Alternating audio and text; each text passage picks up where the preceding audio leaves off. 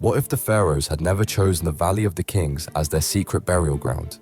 This remote desert valley had only one entrance that could be heavily guarded by elite Medjay police units. Without these specialized tomb guards, the concentrated wealth of 62 royal burials would have been completely looted within decades. Tomb robbers would have stripped away 3,000 years of pharaonic treasures in a single generation. We would have lost every royal mummy that modern science has studied to understand ancient Egyptian health and genetics. No burial goods would have survived to reveal their complex beliefs about the afterlife. Most critically, Tutankhamun's tomb would never have been discovered intact in 1922. That single discovery sparked global fascination with ancient Egypt and launched modern archaeology.